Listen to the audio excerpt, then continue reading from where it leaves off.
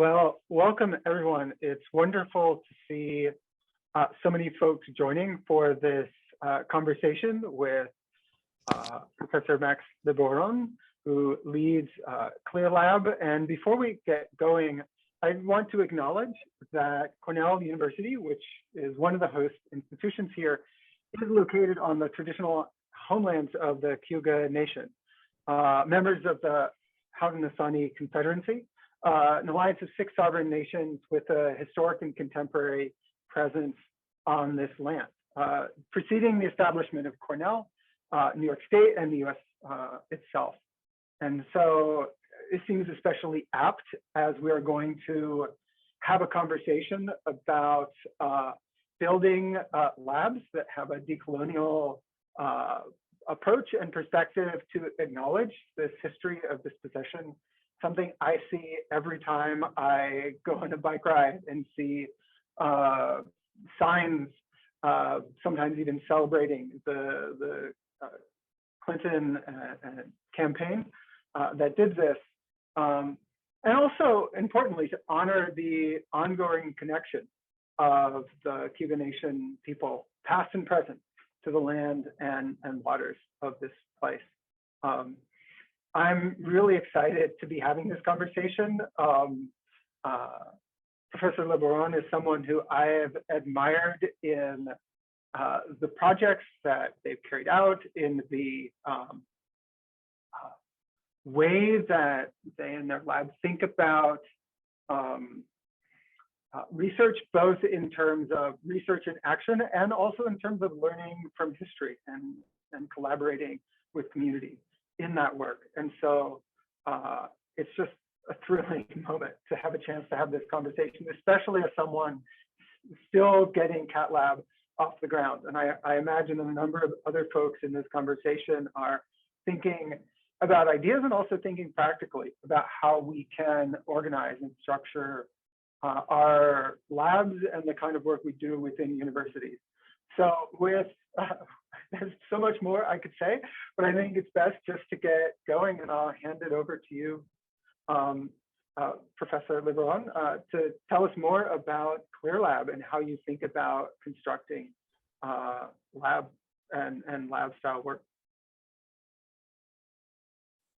Oh, well, first of all, thank you for the invitation, Nathan and Elizabeth. It's a privilege to be here. And I'm really excited this is being recorded, because when I was first invited, this wasn't, first of all, a large chat. First of all, it was just like, hey, can we have a little private chat via email or Zoom and talk about this? And I was like, I get this kind of request pretty regularly. And so happily, very happily, Nathan and Elizabeth are supporting me in putting this out there so I can point to this and people can look at this, and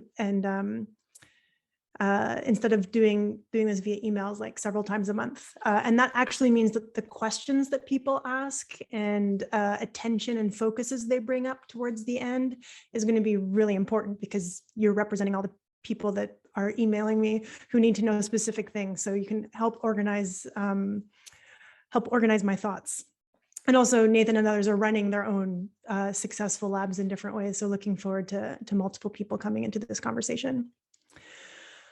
So I'm going to start with a general overview of CLEAR, Civic Laboratory for Environmental Action Research. This isn't going to be like a big theory talk or anything. This is going to be a 10-minute talk of mostly logistics, because that's what it is to create and run a lab. Also theory. I mean, I'm informed heavily by feminist STS and collective organizing and unions and these sorts of things as well, union practices, the environmental justice movements. But this is going to be a much more logistical than usual sort of situation. So the first thing to note is that CLEAR is a very specific model. It's not a universal model, and what we do won't work for everyone. So I'm going to give you a bit of an overview about how we work. So we are, the type of lab we are is that we are a collective. We're not just a collection of individuals, of people who happen to be my students, and we sort of work on some projects together, but we actually work like a collective the way that social movements have taught me to create collective spaces. So we use consensus-oriented decision-making to make lab decisions. We have a facilitation model, not a leadership model, which means my job is to get everyone's knowledge on the table, not tell everyone what they should be thinking about. And that takes a lot of time. We do produce research. We have both a natural science and social science humanities sort of tracks to our research. So I study plastic pollution, or the lab studies plastics pollution and does environmental monitoring, as well as producing feminist and anti-colonial STS and other disciplines, geography, other people who claim us. But then in order to do a lot of this work, especially say feminist STS in a science space or bringing social science into a science space and vice versa, we end up having to make a lot of methods because it's not always clear how to do that work. And that's especially true of community-based work because your average academic method assumes academics. And that is both insufficient to the research and usually not terribly ethical. So we have to invent a lot of things. And so we're equal parts sort of research lab, methodology lab, and collective. The main collaborative research project I have is community-based monitoring of plastics in Nunatsiavut. Nunatsiavut is an Inuit land claim area in northern Labrador in the Canadian province of Newfoundland and Labrador. It's that way. This is my main research partner, collaborator, Liz Piuki, and myself presenting in, I think, the Yukon. I'll talk about some of the other ones, but this is we have many, many little projects, but this is my giantest project and my biggest community collaborator. So I just wanted to let people see and know that. The shape of the lab is very weird, unusual, I should say. Mostly that we have 15 to 25 members. That is enormous, even for like a oil science lab, of which there are several on my campus. We're based at a university, which really shapes, both constrains and provides certain forms of activism for how we do community-based work. We have natural and social sciences. We're a truly interdisciplinary lab to the point where I don't always remember the disciplines of everyone in the lab because it doesn't really matter. We have between 3 and 20 community partners at a time. I do not recommend too many more than 3. Because of all this stuff, right now, I think we're probably closer to 6 million, but over the last 7 years, we've run on about $6 million, probably about $750,000 a year. And that is almost entirely for these folks who are well paid at or above union wages. Because of this size and this complexity of partners and finances, I definitely have a lab manager. You can't have more than like, say, 7, 10 maybe folks without a lab manager. It becomes untenable for the PI. Because of it's so big and so churny, we have both administrative and research cores. And then finally, the thing that's pretty unique about CLEAR is that most of the people in CLEAR are not my graduate students. I have a handful of graduate students, 3 or 5, depending on the minute, which is normal in my department. But the vast majority of our membership are undergraduates. But there's also full-time staff that I hire, part-time staff that I hire that are community members, staff within the university who have jobs in the university who are lab members, and faculty both at my university and at other universities that are lab members. So we have a huge, and high schoolers, that's the other one. We've had an 8-year-old in the lab before as a full lab member. So we have a pretty broad spectrum of participants. So when I'm talking about how we run things and stuff, this is the flavor of who's there and how it sort of works in broad terms. There is a hierarchy in the lab. For a lab this large, there should be. Also, I never recommend an actual truly horizontal structure in a university because I don't think they really exist and someone's joking. So it's a narrow hierarchy. I'm the director. I am the principal investigator of the lab. I have a lab manager who until recently was named Caitlin. But then everyone else, whether they're faculty at another university who outrank me, of which there are several in the lab, or high school students, that part is horizontal. High school students aren't assumed to know less overall than faculty because they know differently. They have a situated sort of perspective that's very valuable. And that's particularly important when you're doing methodological innovation, because folks who've been in the game for a long time, we've been so professionalized that we can't think of certain things anymore. Younger folks are really good at thinking of that stuff for us. So there's a couple more things I'm going to mention logistically. So the way we figure out who's working on what is that every year we have one lab-wide project, and we decide that by consensus with everyone in the lab. This year it is the politics of CVs, which was very surprising to me that everyone picked that because it seems very boring, but everyone's very pumped about it. But otherwise, like say, not everyone, and by necessity, not everyone is involved in our community-based projects. Whoever is typing, we can hear you. Can you mute yourself, please? Thank you.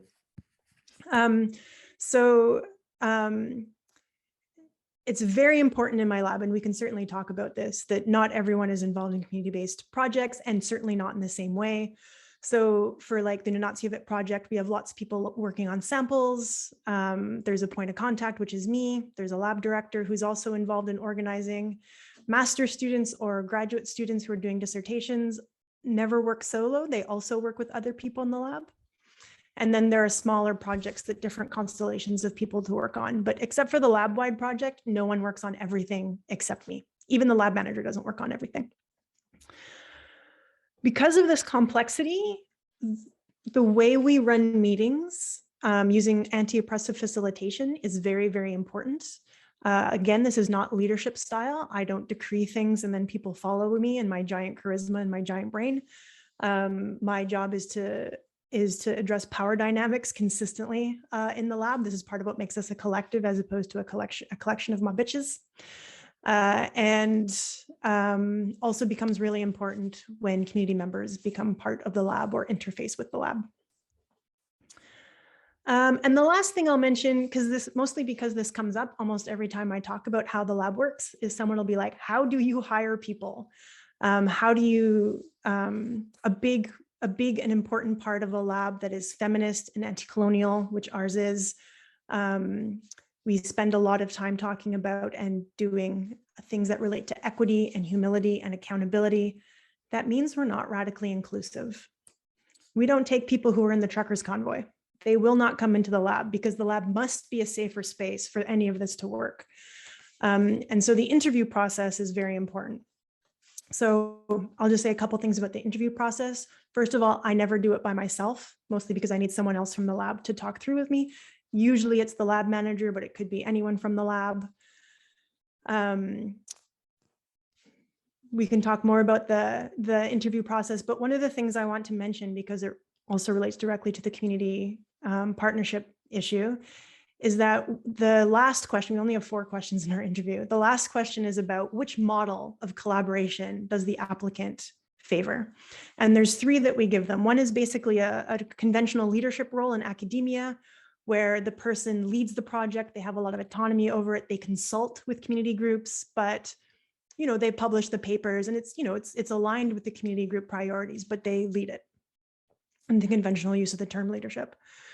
The second is extremely facilitatory. So basically the lab member would just serves the community group. You don't have control over things. The community group does the priorities. They tell you what you want. Even if you disagree with it, it's your job to provide it.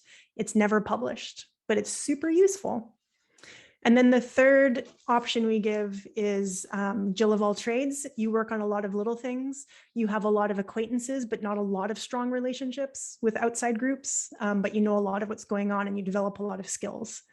These, of course, are not the only 3 ways to collaborate, but they're sort of distinct and hardcore enough that we can get a real feel for where people fit in the various projects we do, the various relations we have or need to have, what they understand good partnership to mean. I don't think there's a universal model of good partnership. So I don't think like full partnership where everyone comes to the table and always shares ideas and always is equal is first of all possible and also not always desirable. In fact, it's sometimes not desirable by the community groups. So we can talk about that more, but sort of seeing where people are in that sort of ethics or set of skills or inclinations is very important to us. So that's my very quick overview of some of the sort of knuckles and bones of the lab. I made it short so we can spend most of the time chatting with each other. So take it away. Well, thank you so much. I maybe have one question which could help us see how this fits together in practice. And I'm curious to hear if you have maybe a story of a specific project so that we can see what that looks like. And I'm going to make it even more challenging by adding a question on top of that. My question is like, why? Like, why invent these new processes? Why, go through this endeavor of reimagining a lab? I can guess at some of the reasons why you might think, and we have reasons at Cat Lab that we do some similar things. Some people might say, well, because it leads to better science, right? And they have ideas about what science means, or they might say that like it's better for the mentorship with students. I'm curious to hear, the values that your collective has articulated for, what you're trying to achieve in the process of your organization. And it might be too much to ask, but it might be interesting to hear how that plays out in an example project that your lab has done. Sure. That's not a, yep. So I'll tell you one track through that big bunch of stuff. But there are many other ways to track through. So we can do some follow-up. So there's actually a very boring practical story that leads to why the lab took the shape it did. And that's that, so because of my research, when I came here, I study plastics. So I was studying plastics in fish, and fish are a really big deal here, especially cod. It's a huge part of culture, economy, sustenance, commercials, all that sort of stuff. So I was studying plastics in cod. And the first second that I found a plastic, I was super excited because I'm a pollution geek and it's very exciting to find your pollutant of choice. And then I realized, because of the reasons I chose cod, which is that it is the lifeblood of this place, I had no idea how to communicate or analyze the fact that I had found a pollutant in the lifeblood of the province, essentially, right? I knew immediately that it could cause harm just talking about it, never mind what my actual findings were. And so I realized that I really needed to find out, because I could not figure it out myself. And the only way to do that was to talk to local people. And over time that matured into what we now call community peer review, which is that we bring our results. Well, this has become much more sophisticated, but at the time we bring our results to a community meeting. We talk about what we found. They talk about the relationships they have and the interests they have and the harm that sort of knowledge can have, the questions.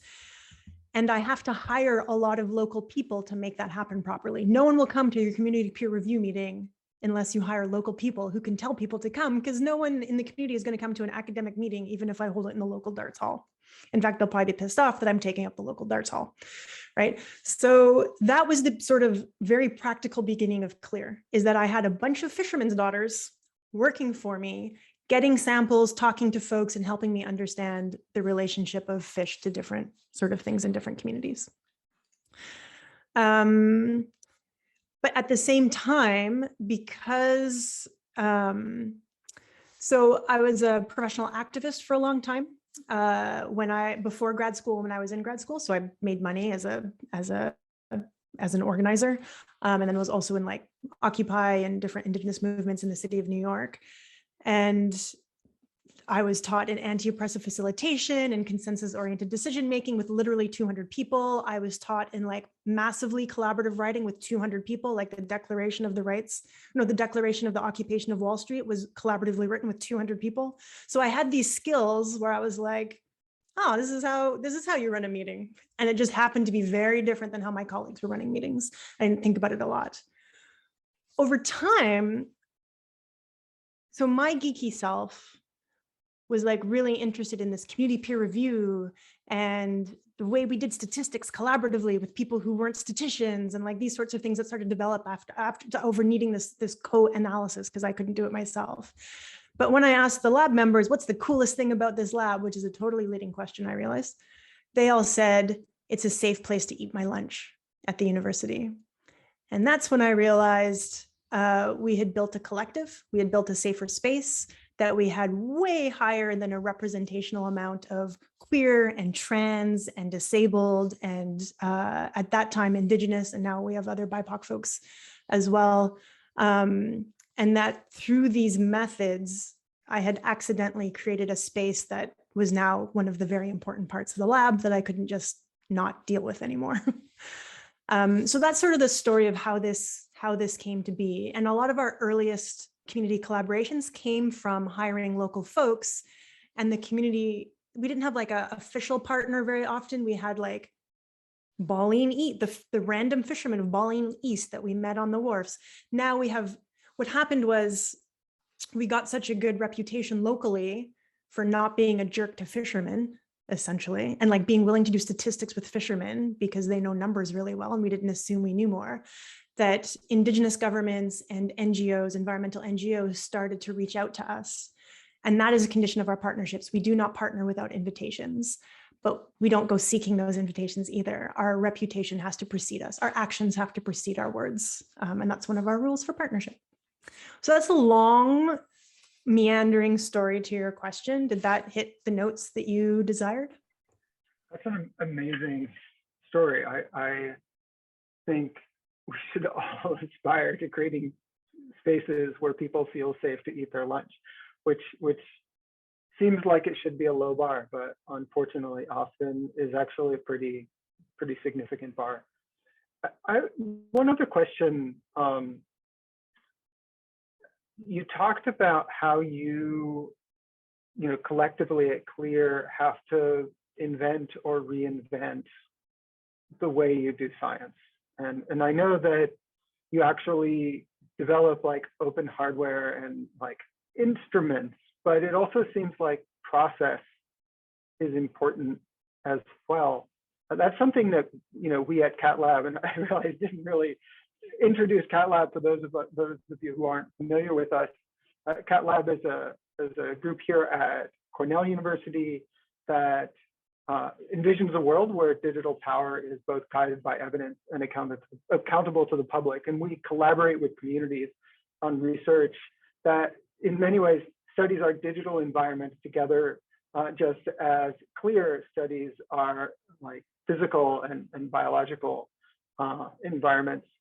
And we often find ourselves needing to reinvent how the social sciences are done, how statistics are done. Similarly, we've had to think, how do we do statistics together with online communities in order to ask the questions that communities care about? And similarly, we've asked ourselves, what does it mean to create processes for ourselves and communities?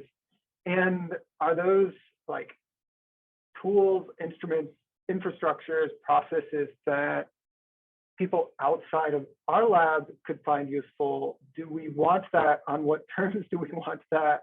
And how do we think of that as one of the outputs of our lab? And I'm curious, we're largely thinking about how to organize a lab, but insofar as one of the functions of a lab in a university is to spread ideas or practices, I'm curious to hear how you think about the idea of invention at CLEAR. So I think the creation and sharing and documenting of those things is part of running a lab, right? So I don't know who said this, but a lot of people have said it to me. Documentation is a feminist practice. And so like one of the things that circulates the most about our lab is the lab book. And now there's a thing about how we hire, and just everything goes into that lab book. You can also learn how to gut a fish and identify plastics visually, and also how to choose lab values, all in the book. So we spend a ton of time documenting, including the making of our technologies, the making of our techniques. There's a bunch of films on like how we run a lab meeting and how we do author order using equity and that sort of thing. And there's a paper on it. So that's actually one of our main outputs. And what's nice and actually politically important, especially in community-based labs, is a ton of your labor is process oriented, and it's also invisible to universities. And so you can't get promotion and tenure for doing a lot of the work that is community-based work. And so this is one way to make discernible and legible things out of it, right? Papers on methods, films, lab books, etc. We don't share everything though. We operate under an Indigenous data sovereignty framework, which means a lot of the work we do with our Indigenous partners, the data is there, the models are theirs, the methods are theirs, the maps, everything is theirs. If they choose to share it, great, but it's not ours. It's not our intellectual property. It's us paying rent to be, within their land claim areas. And it's owned collectively by them. So boundaries, really healthy boundaries, is a huge part of working in full generosity. You can't give everything. That's not a generous model. That's a sacrifice economy. And so, so that's sort of the way we organize how and what we share. But yeah, a huge amount of our labor, our paid labor, goes into documentation. Absolutely. Thank you. I one more question before we start sharing question time with others. I'm curious about tenure and promotion. I'm not sure exactly how it works at your university, but when I started envisioning Cat Lab, numerous people said, don't try that until after you have tenure. Like, as you said, it's hard to make some of these things legible to institutions. And on top of that, people might see something like this as a risky endeavor, right? You're dependent on your community collaborators. You spend a lot of time in process when you could just be cranking out like scientific discoveries, in that mode of what people consider to be science. So I'm curious to hear your reflections on just that question, how you've thought about contributing to and building clear, really from the start as early career faculty. So you're right, community-based research is risky, but I would say that it is the riskiest for graduate students. So when your community partner doesn't show up for 2 years, or there's a change in government and it's no longer a priority, or they suddenly don't like you anymore, which totally happens, you can lose that partnership, or it can become stagnant for a long period of time. And faculty can absorb a lot of that, and graduate students absolutely cannot. So I would say the bigger caution is for graduate students. And I try to structure my graduate students' work so that they have a plan B and C and D if they have any community component. And a lot of them are Indigenous folks working with their own governments, which is even way more dicey and risky, because it doesn't only affect their work, but also their families and their effect, right? So it's just super risky. I think a lot of the P&T struggle, especially for BIPOC, queer, trans, et cetera folks, is the translation work of all the labor we do that isn't necessarily visible. So I don't think it's terribly different whether you're doing that in like equity, diversity, inclusion spaces or massive mentorship. Like, why am I every single Indigenous person's student's mentor when none of them are mine? Like that sort of work. I think we all do that work anyway. And having a lab is one way to make that more apparent. Having a lab means you have a lot of people working towards a thing, and you can multi-author a bunch of stuff and bring a lot of people with you on your P&T journal. Like most of my papers are massively authored with a lot of undergraduates, for example. Most of those folks are Indigenous, trans, queer, women, two-spirit, et cetera. I do publish solo papers when the lab is slow, and I just punch out some like solo stuff, which is like a dream and an ease after doing community-based work. And I think that anyone says you shouldn't do that until you have tenure, they won't do it after they have tenure either. Also, like, you're exhausted by the time you get to tenure anyway, so there are new reasons not to do things. So I don't think, do whatever you do. And the other thing is at this university is I have a really strong union. And this is a university that not only discursively, but also materially supports community-based work with money. It's written into our promotion and tenure ways to get promotion and tenure. So like local knowledge and community collaboration is in the list of things to be evaluated. It's still up to you to translate it so it's discernible. You can get awards here for that work as a way to make it discernible. So I'm in a particularly, that's part of why I chose this university over other universities, is that it backs that up. It's not just discursive like it is at most universities, I would say. Well, thank you. Elizabeth Egan, who is Cat Lab's Deputy Director, has wonderfully and generously offered to field questions from folks' comments. And Elizabeth, I'll hand it over to you to pick some comments to share. Thank you so much. This has been a great community group on the chat. You guys are putting some really good questions in there. So I will summarize and maybe we can choose from what that summary says to us. So there's a couple questions in the chat about funding, right? How do you find funding for the pieces that are essential to you running the lab? The lab manager, is that a grant? Is it another kind of funding source? How, like those, there's a little bit more of that mechanical depth that I think folks on the call are really interested in. Some of that also ties into another kind of question. And don't worry, I'll remind you of these as we go through the answers. I just want to get them all in the summary.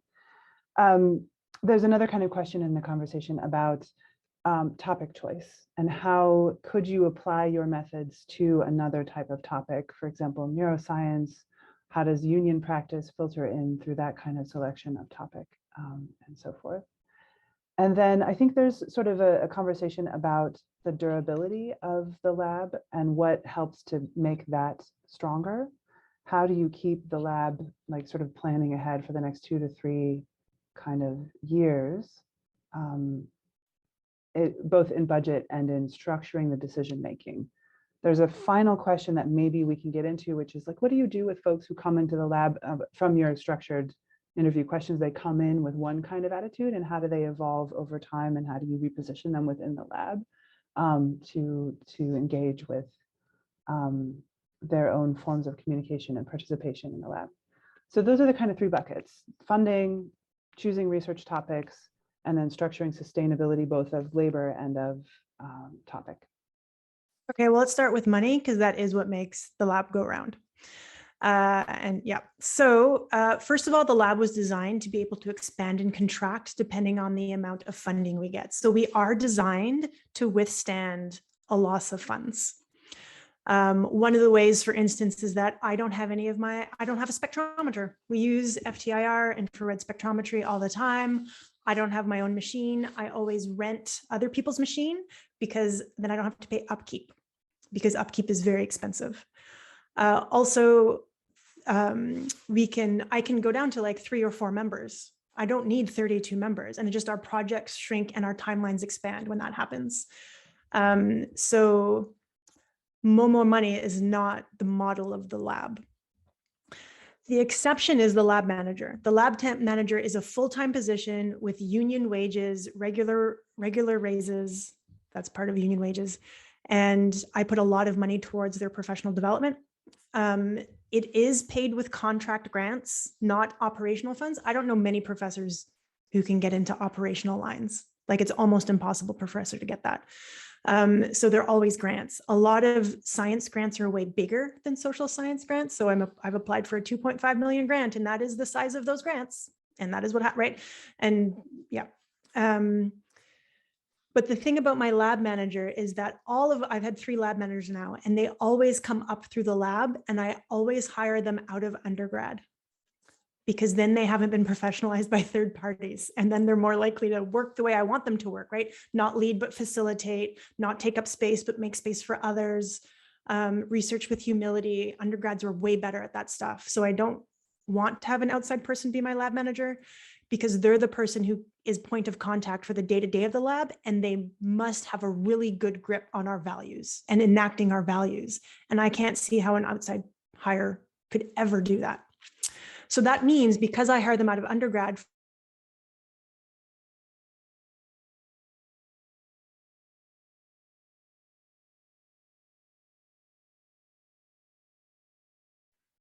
We appear to have a technical glitch. Elizabeth, perhaps you can correspond with Professor Liborion and see if we can get them reconnected. In the meantime, I've seen some really fascinating comments from folks, and I think it would be interesting to hear perspectives from people in this room who I know have been thinking about similar things.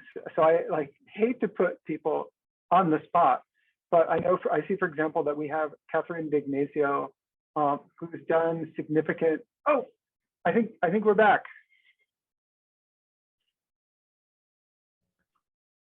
Can you hear us and test your mic out?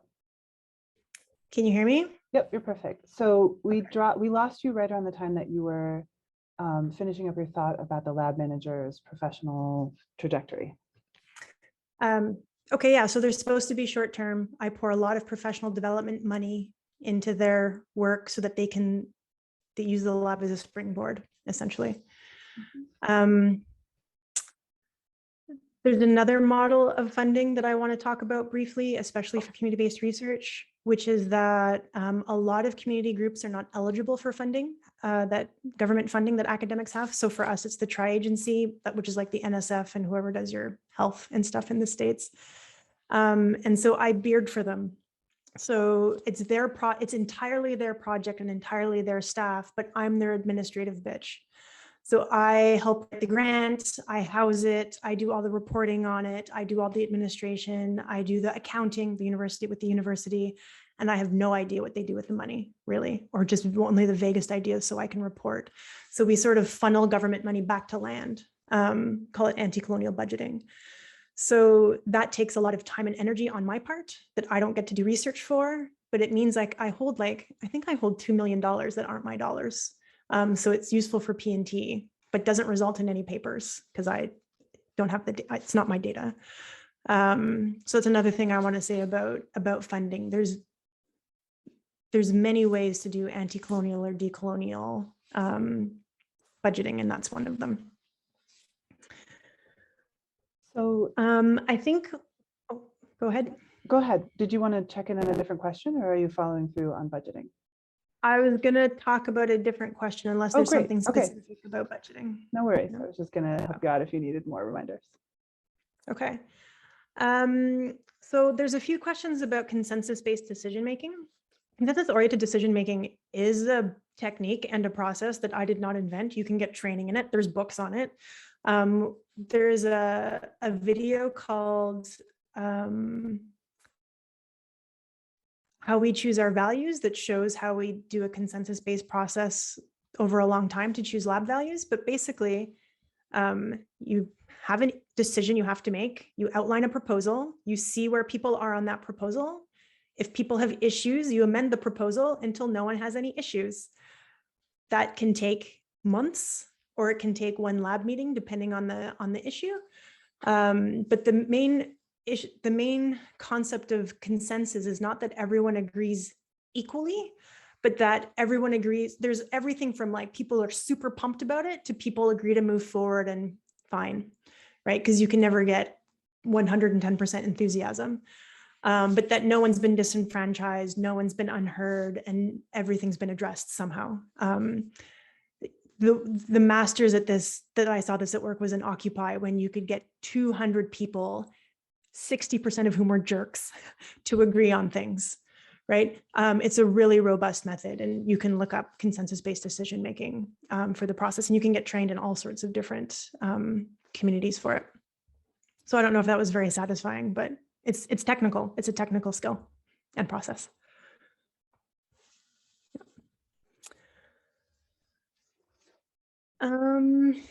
Is there another particular question, Elizabeth? Sorry, I can't read and think at the same time. That was my summary duty that I was offering for you. So basically, those are the two like methodological or sort of logistic questions, I think, to frame your position from earlier in the talk. I think there's some interest in, do you have any thoughts on how to apply this type of work to neuroscience? That came up in the chat. Or do you want to talk more about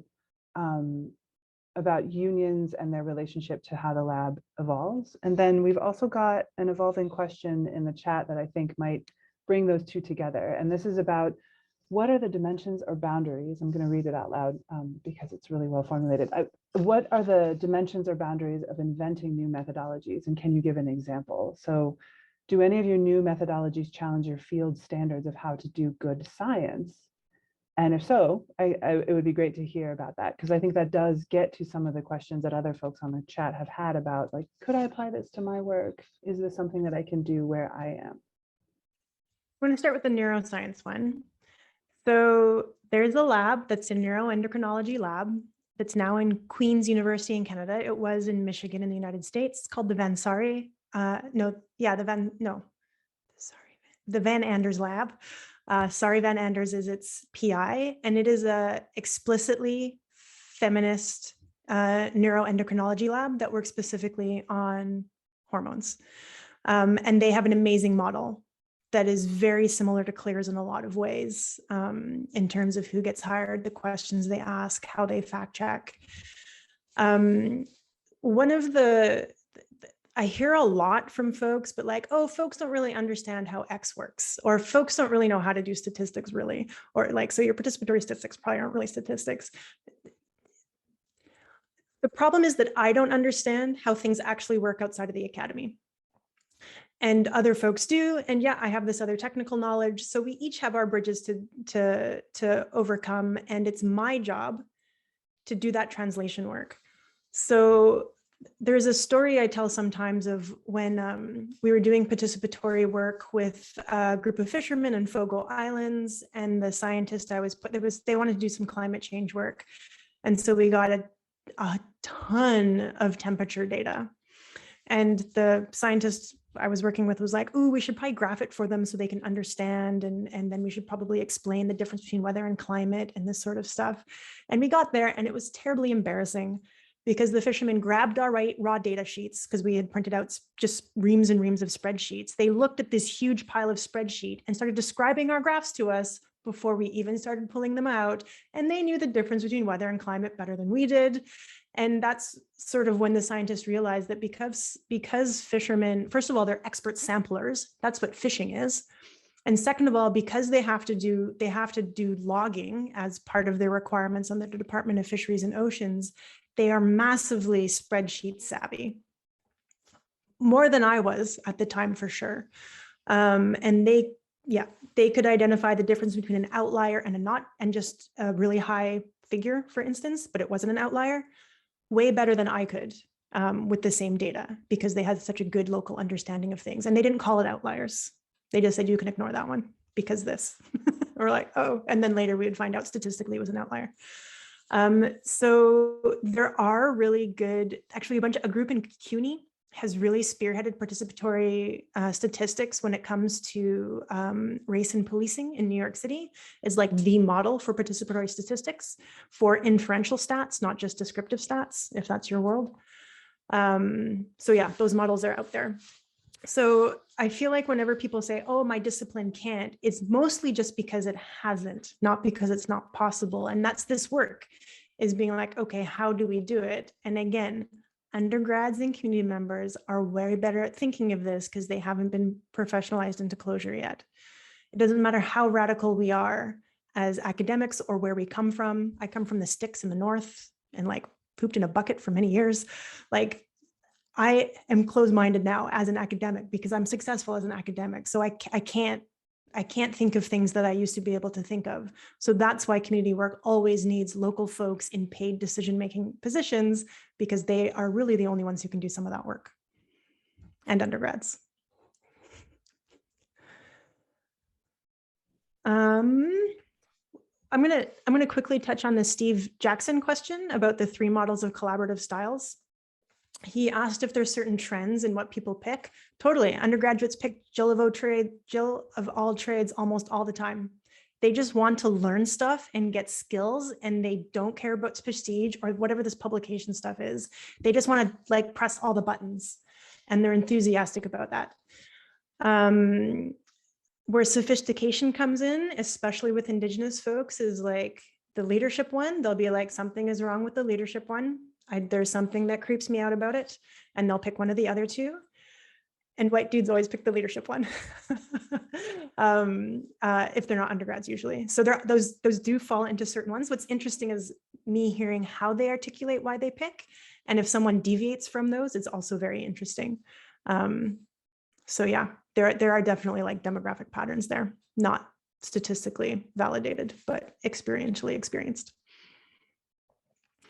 I do think that one of the sophistications of the people moving through the lab is understanding what facilitation really is and really means. And I think by the time people leave, they will all hew towards the facilitation one, no matter where they started. Even if that's not their solo one, they come to understand like, oh, that is not just good, but fulfilling, even if it's not mine. And that is very hard for people coming out of individualistic academia to comprehend at the start. Thank you. That's really fascinating. My suggestion at this point would be maybe to follow up if folks on the chat or on the call want to follow up with any questions there. Nathan, did you want to have a final thought? Oh, I just wanted to foreground that comment about the question about unions. And I'm curious to hear your reflections on what unions contribute and unionization contributes to the lab.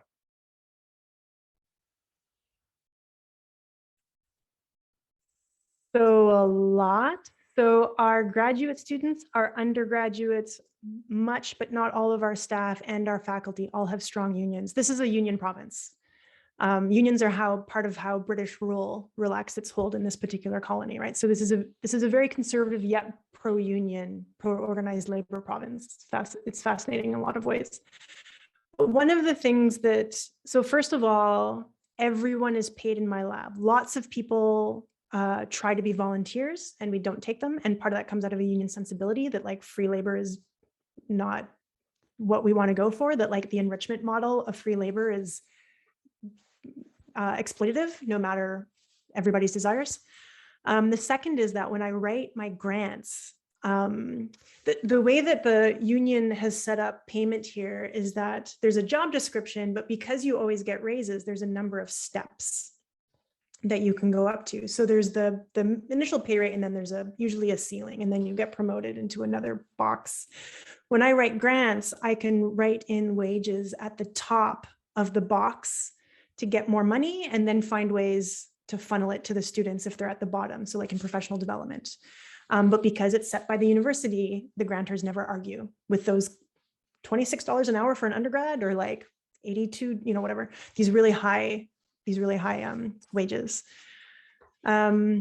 This other thing is, and this comes out, I think, more from feminist movements, is that things like cleaning, which in my lab is understood as quality control, quality assurance, because we study plastics and the main component of dust is plastics these days. So if you don't clean, you get really contaminated samples and bad science. So cleaning, organizing meetings, bringing the gluten-free cookies and vegan cookies, because there's so many dietary needs, and cholesterol-free cookies.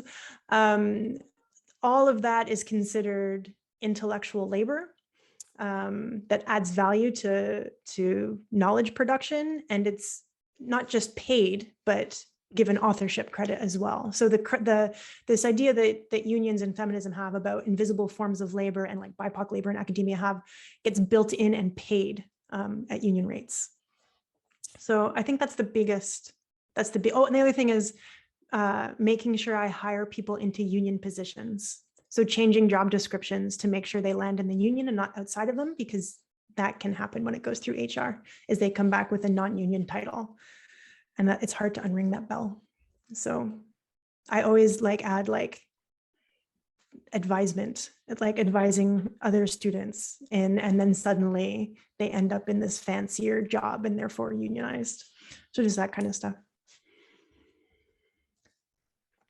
I guess my final question, especially because one of your goals is to be able to share this conversation.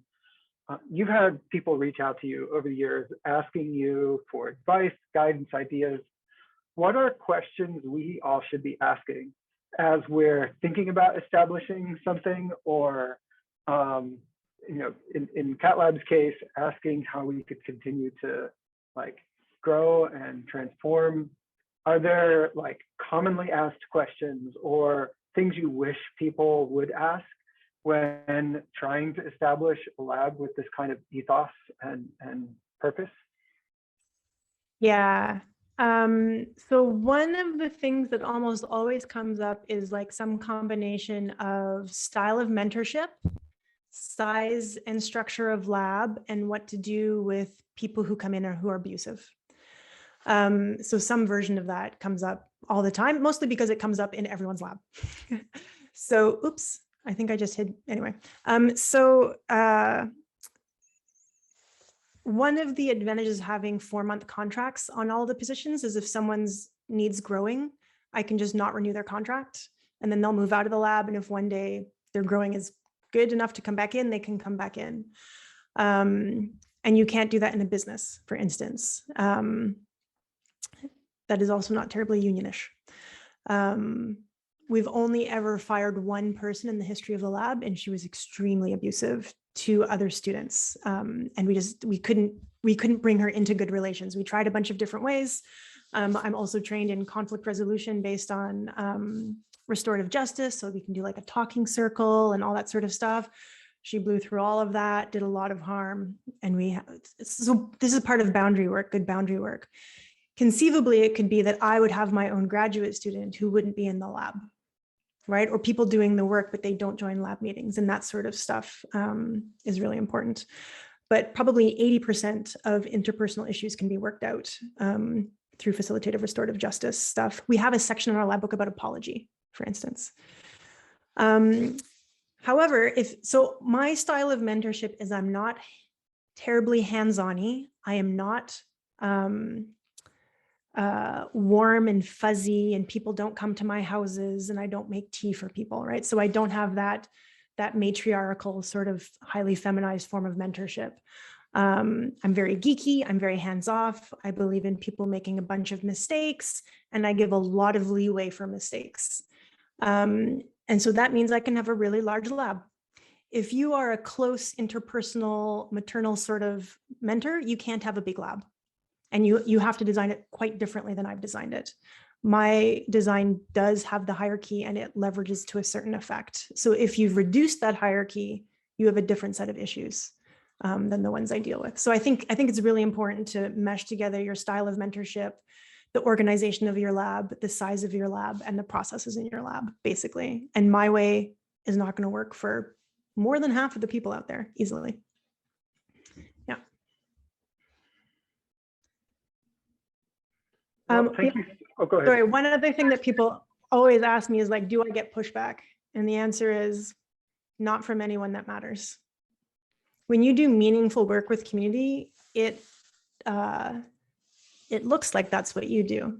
And so whether or not it's good science, it's useful science, and most scientists can't claim that.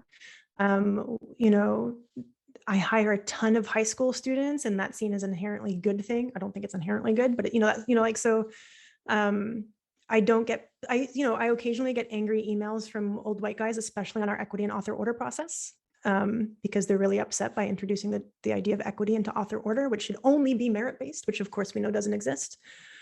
And I just get normal hate mail for being an Indigenous and academic, but not from the P&T committee, not from my department. I'm in an exceptional department. Not from, so not so it matters.